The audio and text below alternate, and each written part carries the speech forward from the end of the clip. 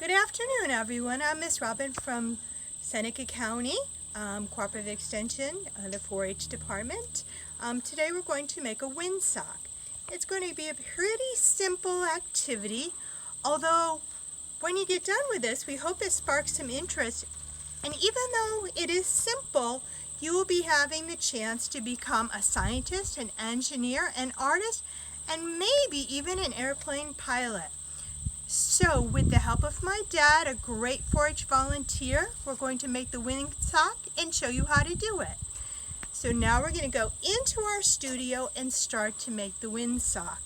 A few questions first, which I would typically do as a group activity. Okay, let's go in and see if we can get some questions underway.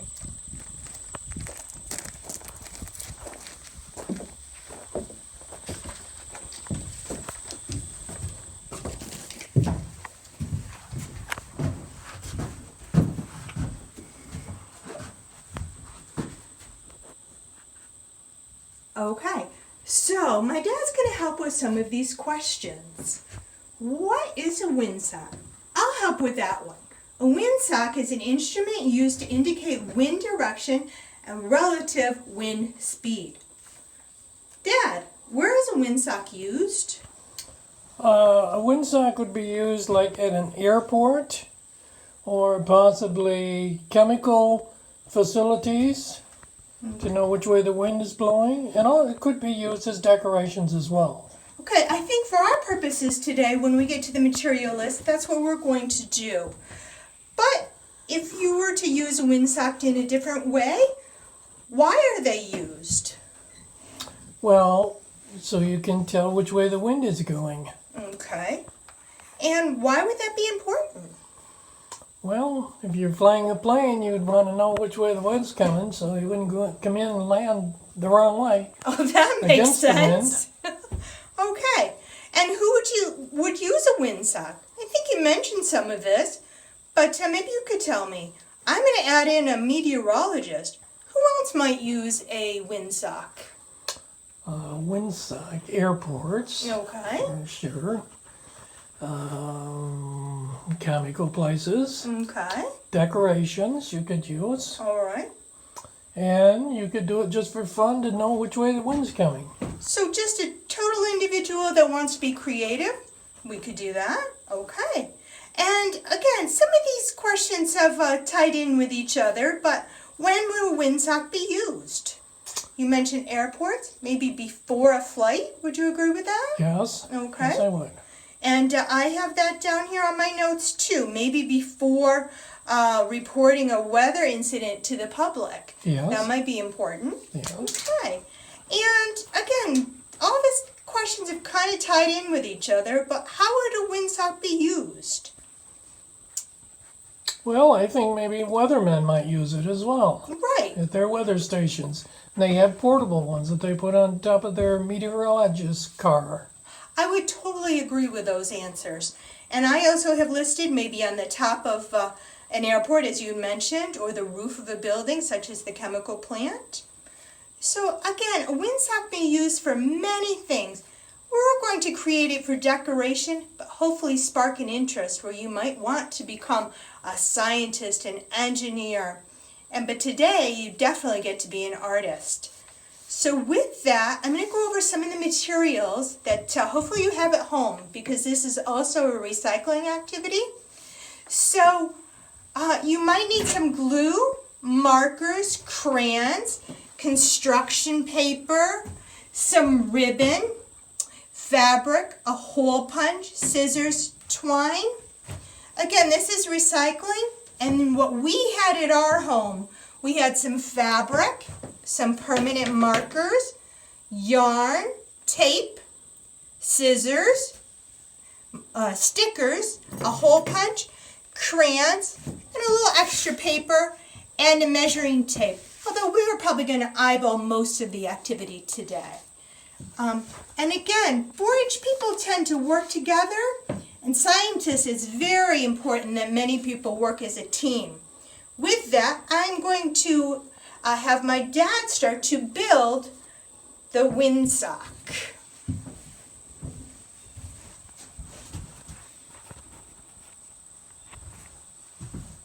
Okay.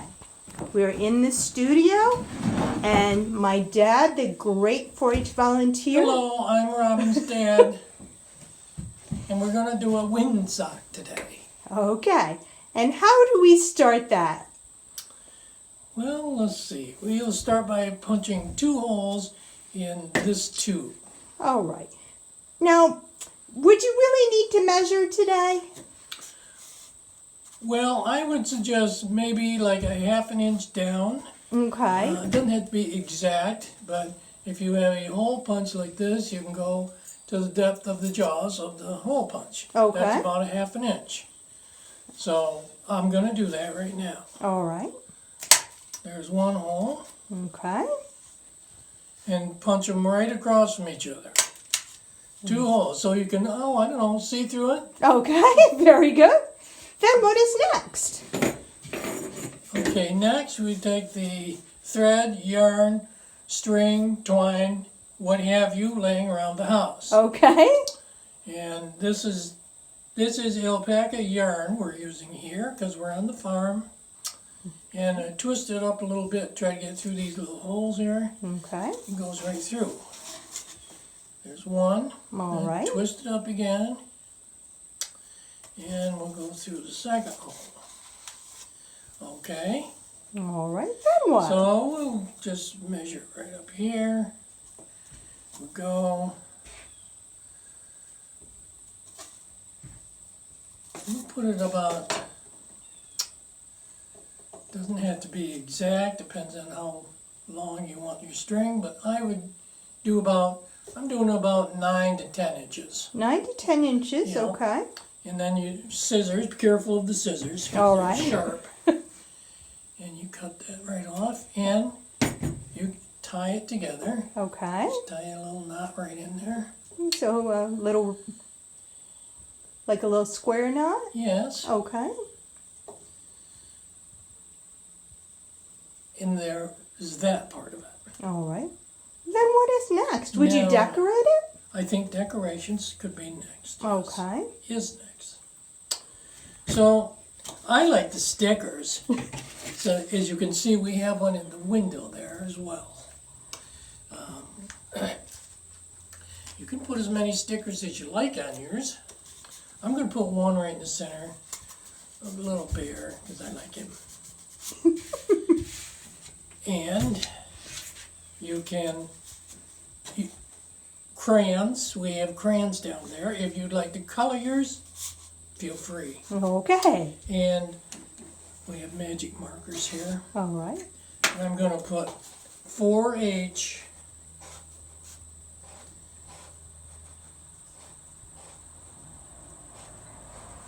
on mine. All right. So again, you can decorate it any way you choose. Yes, you can. Okay. You make it as pretty as you like. All right. Sounds great. You Sounds can like a even- lot of fun. You can even put your name on it. Okay. I'm going to put my name on it. There.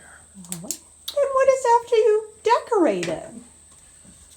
After we decorate it, you can spend as much time as you like on decoration. You could use some paint too if you like, right?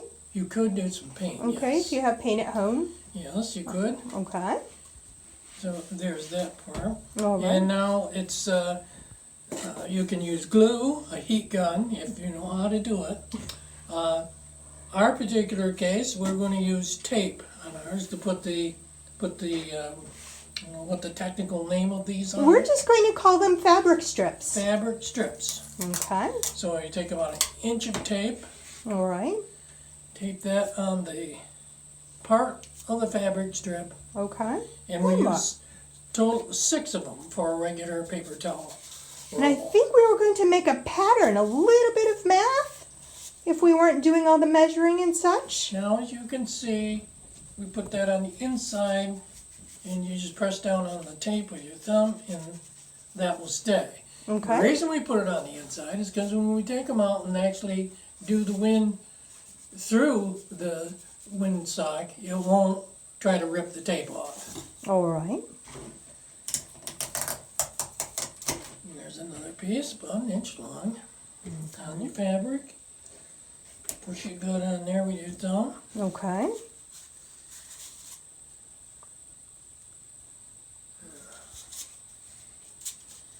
And put it right next to the other one. Okay. Got my little lighter last. Whoa. Usually about 6 of them is what it takes. Okay.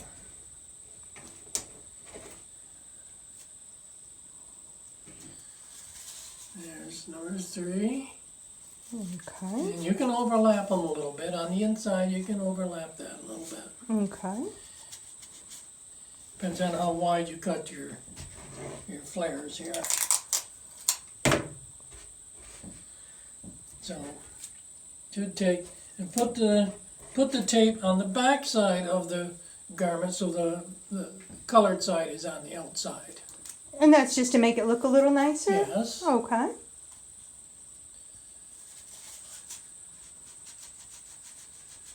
Push it on there good.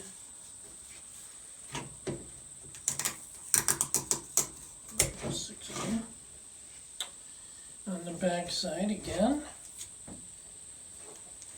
Tape. Now you can use glue as well. It'll be a little sturdier. Tape is quicker. It doesn't hold up as good as the glue, but it does work. Okay. And we talked about that. We're hoping that students can just go ahead and do this on your own. You can collect the items from around the home with permission and try to keep it just not as messy as some of our other activities. And that was the purpose of our tape as well.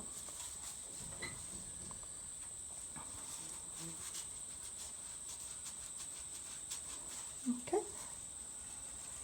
Did we create a windsock? Well, that's wonderful.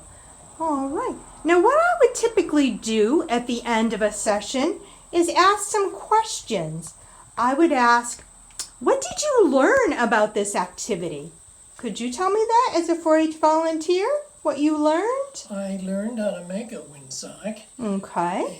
And how they work. And how they work. In what direction the wind is coming from. Okay. And whether it be north, west, east, or south. Okay. Did you find anything to be a challenge? It was relatively easy. The biggest challenge, I think, is just getting your materials set up in line, and you can just go right down through it and make your windsock. Okay. It's not really a big deal. Okay. But everything we make does work. Okay. And so you felt successful with creating this? I did. All right. Well, that is fabulous. And now we have 2 windsocks here. We do. Would you like to show us outside how the wind might blow through it? Yes, you can follow All right. me. We can do that? All right. Let's see if I can follow you. We have a little breeze out there today. All right. Let's give that a try. Here we go. And It's not a big breeze, but it is a breeze. all right. So just a little bit of a breeze, and it is The blowing. wind's coming. So See how this. that's tilted that way? That means the wind's coming from my right side. All right. Well, that is fabulous. So together as a team, we made a 4-H windsock.